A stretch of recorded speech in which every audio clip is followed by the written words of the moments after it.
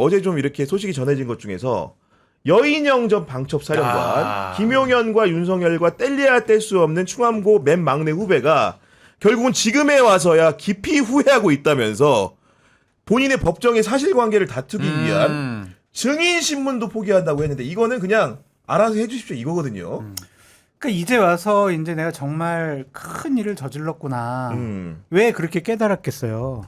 내가 정말 야 이거 동조하면은 거의 뭐 무기징역까지 나올 수 있지 않을까? 그런 두려움이 이제 든 거지. 그래서 이제 반성하는 모습을 보이고 있는데 네. 이 사람이 아직도 그 국회에 나와가지고 야당 의원들에게 그 오만한 눈빛과 맞아. 말투로 네. 맞아. 네. 이제 본인은 비상겸 선포할 걸 알잖아요. 본인은 이제 연평도 꼽게 만들 거라는 거 다 알잖아. 삐용봉고 데리가서 이제 통닭구이도 하고. 그러니까 그 정말 무시하는 듯한 그 눈빛과 말투로 그 세상이 바뀐다. 이런 얘기할 때부터 이 사람은 정말 네. 군인으로서 또한 공적 임무를 담당하는 사람으로서 자격이 있을까 그렇게 생각을 했거든요. 그래서 이런 사람들한테 진짜 불러주고 싶은 노래가 있어요. 어떤 노래죠? 뭡니까? 예. 있을 때 잘해 잘해 후회하지 말고 권력이 있을 때 잘하지 그랬어. 저작권 때문에 여기까지만 저희가 들어야 돼요. 아니 근데 이게 가사를 바꿨잖아요. 7개월 걸렸어요. 통탄하면서 후회한다가 7개월이 걸렸단 그러니까 말이에요. 다시 구속되니까 하는 얘기 아니야 그간의 지금. 국민들의 네. 어떤 그 표정들을 우리가 다 보고 있었는데 이게 본인의 후회가 아니라 다른 사람들, 동조자, 가담자들의 말이 진술이 번복이 되니까 이러다가 내가 다 덤탱이 씌우겠네? 라고 저는 심경보완하라고 생각을 하거든요. 아니 본인 워딩이 이거예요. 국민과 재판부의 뜻이 무엇인지 새삼 느끼게 됐다. 이제 그러니까 네. 해방되고 나서 이완용의 후예들은 후회했을까요? 후회 안 했을 거예요. 우리 할아버지가 친일해가지고 몰아놓은 재산 덕분에 합법적으로 법률이 지배하는 사회 속에서 맞다. 우리는 예. 그대로 잘 살고 있다 이런 생각해요. 이게 뭔가면요. 부역자들의 저는 생리라고 생각이 듭니다. 부역자의 생리다. 처음에 여인영이 쿠데타는 거 생각했을까요? 생각도 안 했을 거예요. 네. 윤석열이나 김용현이 그런 이야기 꺼냈을 거예요. 처음에 근데 생각해보니까 저런 황당한 생각을 해? 그랬을 수 있어요. 근데 권력을 갖고 있는 대통령이 하겠다니까 웬만하면 성공하겠지. 그리고 나는 지금보다도 더 큰 권력을 가질 수 있겠지. 맞아요. 장관도 네. 되고 나도 이러다가는 뭐 옛날 장세동처럼 될 수도 있겠지. 이런 환상을 꾸게 된 겁니다. 그 꿈 속에서 자기도 동조를 하게 된 거예요. 근데 지금 꿈이 깨지는데 오래 걸리지 않았어요. 왜 이게 오래 걸리지 않았냐면요. 공직사회에서 이루어졌기 때문에 대한민국의 공직사회가 그만큼 민주화된 거예요. 그 옛날처럼 명령과 욕망에 의해서 지배되는 하나의 시대가 아닌 거야. 이거 이제서야 한 거야. 그 여인영 전 사령관한테 부탁하고 싶은 거는 이렇게 사과와 반성을 했잖아요. 네. 그럼 진실을 밝혀요. 그렇죠. 그러니까 그렇지. 맞아. 네. 윤석열이 김용현이 무슨 짓을 했고 언제부터 이것을 계획을 했고 뭔가를 한 것에 대해서 쭉 스토리를 사실 그대로 다 그게 얘기해야 유일한 돼요. 방법이잖아요. 그럼요. 그래야 진정한 반성과 사과를 하고 있다. 그렇지. 우리가 판단하고 본인이 생각하고 받을 거 받으면서 처벌 그럼요. 받을 거 받아야죠. 받으면서. 너무나 큰 죄를 저질렀잖아요. 소장님, 그냥 네. 저 잘못한 것 같아요. 그러면 다 없던 걸로 해줘요. 그럼 안 되잖아. 나중에 이러한 일을 또 벌리려고 할 때 엄벌100개 해야 그렇죠. 야 이거 이렇게 하면은 저 뭐 옛날에 역사 기록 보니까 이거 다 이렇게 됐는데 반면 교사로 하면 안 삼게. 된다. 네. 역사의 표상으로 삼아야죠. 그래서 이건 엄중하게 처벌해야 되는데 어쨌든 여인영은 진실을 밝혀라. 우리 서구에 이제 프랑스하고 비교해 봤을 네. 때 반역자를 처단한 나라와 반역자를 처단하지 않은 나라의 그렇습니다. 차이가 네. 반역자를 처단하지 않으니까 안 죽이더라. 적당히 넘어가더라. 그럼 다시 쿠데타도 한번 해보고 또 윤석열 쿠데타 이렇게 전두환 살아나던데 천수를 누리던데 같이 나도 한번 빌붙어서 한번 해보는 거야. 이런 생각 가지게 되는 거예요. 그래서 진실 규명과 처벌이 책임자 네. 처벌이 그렇게 중요한 거예요. 역사적으로. 저는 지금도 사실 여인영을 100% 믿지 않는 게 네. 여인영이 12월 3일 계엄 당일에 전화를 건 사람이 두 사람이 있어요. 홍장원 전 국장원 1차장과 맞네. 조지호 전 경찰청장이었는데 제가 조지호 경찰청장 측에 이제 아는 분 통해서 얘기를 들어봤더니 조지호 경찰청장이 자기하고 업무적으로 관계가 없는 그리고 어떻게 보면은 경찰청장은 차관급이고 그 쉽게 얘기해서 방첩사령관은 중장에 불과합니다. 포스타도 아니에요. 그런 사람이 자기한테 전화해서 하는 말투나 여러 가지가 체포 지시를 내리는 게 전두환 같았다고 주변에 얘기했대요. 그러니까 전두환을 직접 만나보진 않았지만 마치 자기한테 지시하는 게 12.12 쿠데타를 통해서 모든 사태를 장악했던 보안사령관 같은 느낌으로 보안사가 경찰청장에게 지시하듯이 말을 했다는 거예요. 뭐 이제 계엄이 성공했으면 합동수사 본부장으로서 네. 이제 의원들 그러니까 박진영 네. 잡아가지고 비원 벙커로 데리고 와라 막 그렇죠. 이런 거 네. 결정할 수 있는 사람이잖아요. 네. 그러니까 얼마나 내가 권력을 다 가졌어 이렇게 생각을 했겠죠. 아니 뭐 여하간 이제 이런 국면이 돼가지고 하물며 여인형 같은 사람도 이런 채를 하는 마당인데 특검 수사가 한창 진행 중이고 국민의힘을 대표하는 송원석 비대위원장 같은 경우에는 어제 이제 윤건희 부부를 수사하는 과정에서 윤상현 의원을 특검이 압수수색을 했더니 정치 보복을 하지 말라고 나왔는데요, 장성철 소장님. 이건 사실 밝히는 거죠. 네. 그냥 넘어가요? 윤상현 의원이 2022년 지방선거 관련해가지고 공천관리위원장 했잖아요. 그래서 명태균 씨랑 여러 가지 부적절한 일을 한 것이 아니냐. 김건희 씨한테 연락을 받고 윤석열 전 대통령한테도 연락 받은 거잖아요. 결국에는. 그럼 그 사실관계 밝히는 것이 국민의힘으로서는 더 좋지. 이런 거를 딱 일벌백계 해야 네. 다음번에 어떤 권력자가 공관위원장한테 지시를 해가지고 당의 공식적인 시스템에 의해서 공천이 진행되는 거 다 뒤엎어버리고 다 그냥 엉클어버리고 그러니까요. 꽂아 네. 내리는 거 이거 바로 잡는 게 맞는 거잖아요. 아. 그러면 송원석 원내대표는 고맙습니다. 잘하고 있습니다. 빨리빨리 해주세요. 이래야 되는 거 아닌가 그런 생각이 들어요. 이건 정치 보복이 아니에요. 그러니까요. 네. 그러니까 뭐 당내에서도 보니까 김용태 전 비대위원장 같은 경우에도 정치 보복이다 아니다 판단하기 어렵다라고 한다거나 네. 조경태 의원 같은 경우에는 국민적 의혹이 있는 부분은 철저히 수사하는 게 맞다. 당내에서도 이론이 나옵니다 지금. 아니, 뭐 정치 보복이 되려면 민주당이 시켰다거나 대통령이 시켜야 되는데 그런 일이 아니잖아요. 지금 특검에서 네. 알아서 하는 거고 말씀하신 것처럼 녹취부터 해서 많은 증거가 나와 있기 때문에 수사를 안 할 수가 없어요. 맞아요. 그러니까 정치 네. 보복이라 하면 이런 건 말고 윤상현 의원 개인적인 걸 막 탈탈 털어가지고 너 어디서 돈 받았지. 아, 그렇지. 그러니까 이제 이렇게 해가지고 그거 별건으로 조사하고 수사하면 그건 정치 보복이 될 수 있지만 이거는 세상 사람들 다 아는 건데 바로 잡아야죠. 잘못된 건. 근데 이제 국힘 내부에서는 이제 체포가 될 수가 있겠다. 뭐 이런 이야기들도 나오고 솔직히 있다고 하더라고요. 이런 사람 체포돼야 국민의힘 환부를 도려내는 거예요. 아, 현직 의원이 체포되는 모습이 보여야. 아니 윤상현 뭔 짓을 했어요. 저 정광훈한테 가가지고 그 네가 대통령 해 그랬더니 감사합니다 이러고 그 관저 앞에서 막 지키고 그렇죠, 그렇죠. 또 관저 올라가가지고 네. 아니 제가 윤석열 대통령 만났습니다 막 이러고 이상한 햇소리하고 그랬잖아요. 이런 사람 보수파에서 없어져야 된다니까. 그냥 저는 돈도 많고 앞으로 건강하시니까 그냥 본인 여생 편히 살으셨으면 좋겠어. 공적인 일을 할 자격이 없는 사람이에요. 이 사람은. 잠깐 사셔야 되는데 이게 유죄가 되면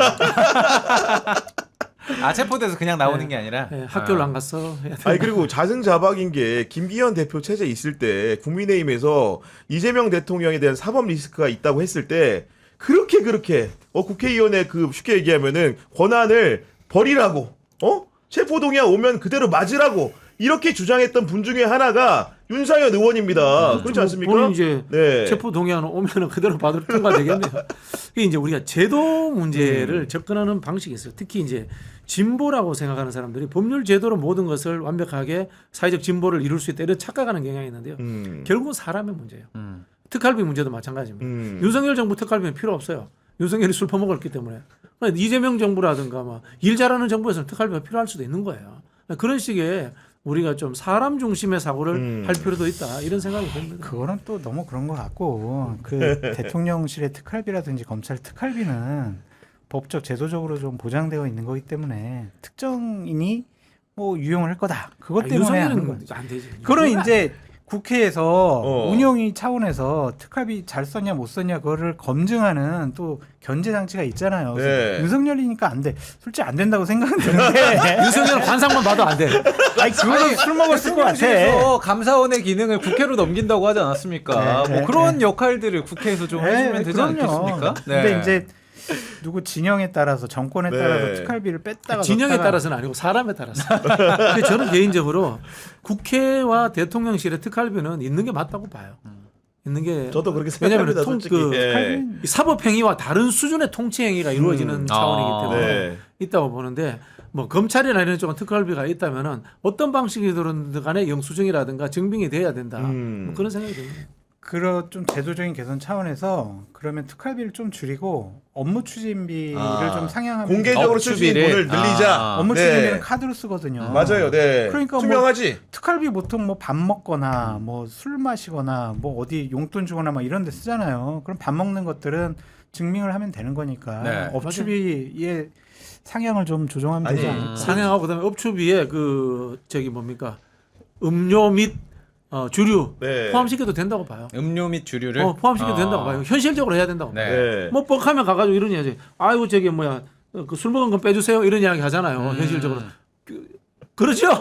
이게 업추비가 어떤 데서도 못 쓰게 되냐면요. 예를 들면은 밤 10시 이후에 호프집 가서 통닭에다가 생맥주 한 잔 먹은 것도 안 돼요. 안 되죠. 네. 업무 추진비는 안 되는 안 거야. 돼, 안 뭐 돼. 일반 음식점에서만 사용을 네. 해야 되고 뭐 네. 이런 것만 안 돼, 가능한 안 거예요. 10시 전. 네. 9시인가 10시 전 네. 그다음에 그 저기 뭐 식당만 가능하고 네. 그러면 또 주류 안 되고 음료도 안 되고 이런 데가 있거든요. 이거 불합리해요. 그래서 제가 옛날에 저기 장사할 때 다음 날 와서 결제하겠습니다. 일찍 와서 결제할게요. 그럼 일단 먹고 가서. 아, 네. 그런 분들 계셨는데. 그러니까 치킨만 먹었어 막 이럴 수가 없어. 이게. 쉽게 말하면 이런 거예요. 미국에서 마피아가 생긴 이유가 금주법 때문이잖아요. 금주 불가능한 거예요. 불가능한 걸 억지로 하자고 맞아. 하면 네. 역작용이 생기는데 지금 공직 사회에 저는 저도 뭐 공직 짧게 해봤습니다만은 없어져야 될 것 중에 하나가 그런 지키지 못하는 규정 만드는 거 자꾸 억지로 회피하게 만드는 거 네. 그런 거 없어져야 돼요. 아니 장성철 소장님은 고위 당직을 한 분을 모셨기 때문에 아마도 이제 뭐 특정 업무 경비든 업무 추진비든 특수 활동비에 해당하는 돈이든 간에 써보실 기회가 있었을 것 같은데 좀 어땠습니까 쓸 때? 신났죠. 첫 번째로. 한도가 세요. 한도가 세 심지어 당 대표 얼마예요? 네. 한도가 세. 기본적으로 3,500이에요. 한 달에? 네. 근데 그게 야, 진짜. 금방 써요. 왜냐면 국회의원들하고 이렇게 한번 밥 먹다 아 보면은 그렇지. 금방 뭐 100만 원, 200만 원 금방 쓰고 네. 또 이제 다 밥 살 일이 정말 많아요. 어디 가면 다 여기 밥 사야 저기 가서, 되는데. 예. 네. 그리고 뭐 이렇게 여러 가지로 쓸 데가 많거든요. 예전에 그 홍준표 시장이 당 대표 할 때 사단 찾아가가지고 군장병들한테 이렇게 뭐 치킨 다 돌리고 그랬던 걸로 그렇게 제가 해도 기억을 하거든요. 네. 당비로. 그거는 당비를 할 수 있죠. 음. 당비를 할 수 있고 국고보조금하고 당비랑 다르게 사용해야 되는 아, 부분들이 그래요? 있어요. 네. 그래가지고 여러 가지로 하여튼 그때 풍성했던 거죠. 그러니까. 저 그때 예, 좀 좋았던 거죠. 행복했던 기억이 그때 회상하니까 좀 얼굴이 다시 좋아지, 낯빛이 좋아지는데. 그러니까 예를 들면 이런 거예요. 네. 되게 이제 되게 비싼 집에 갔어. 그때 만났어야 되는데 되게 비싼 집에 가. 뭐 여의도에 비싼 만약에 집 고급 많잖아요. 참치집 뭐 이런데 횟집 뭐 이런데 말씀하시는 거예요? 그보다 이제 훨씬 더 비싸요? 뭐 예를 들면 63 빌딩에 아. 타클라우드 같은 데 오, 가요. 네. 그럼 거긴 뭐 그 전에도 막 되게 비싸거든요. 그러면은 예를 들면 의원들 한 4명이 들어가서 그 안에 가서 밥을 먹어요. 네. 그럼 저는 밖에서 1인분 추가 밥 보는 거지. 그래서 그때 비싼 거 참 많이 먹거든요. 야. 문화가 완전 다르더라고 민주당하고. 민주당하고 다르죠. 예. 민주당 옛날 모 대표 중에 너무 쪼잔해가지고 정말 스트레스 엄청 받은 적이 있습니다. 저쪽 당으로 가셨는데 아니 근데 그게 출입하는 기자들도 비슷합니다. 민주당이 이제 출입하는 경우에는 그 일요일 날 이제 당직자들하고 회식을 하면은 공지가 와요. 김명자 굴국밥으로 예를 들면 이제 그렇게 간편하고 그러면 싸게 먹을 수 있는 걸로 하는 거고 국민의힘은 우리 아니고? 국민의힘 제가 사실 자세하게 출입 안 해봤긴 네. 모르지만 어. 대체로 좀 격조 있는 데서 먹더라고요. 포스부터 보니까. 네. 시작이구나. 기자분들에겐 돈을 아끼지 않았던 것 같아요. 그러니까 제일 좋은 걸로 시켜드려라. 네. 항상 그랬던 것 같아요. 김무성 대표. 본인은 가서 굴국밥 먹더라도 기자들이랑 같이 먹을 때는 그게 제일 비싼. 정치 자금에 들어오는 방식의 차이인 것 같아요. 민주당은 거의 당비거든. 아 당원들이 낸 돈으로 운영이 당원들이 되고. 낸 네. 돈이 있는데 제가 알기로 국민의힘은 기탁금이 불법이 많아. 불법이 예. 아니라 특별 당비라든가 이런 것들도 많이 들어오고 일단 건물세가 많이 들어오잖아요. 시도당에서. 하여튼 뭐.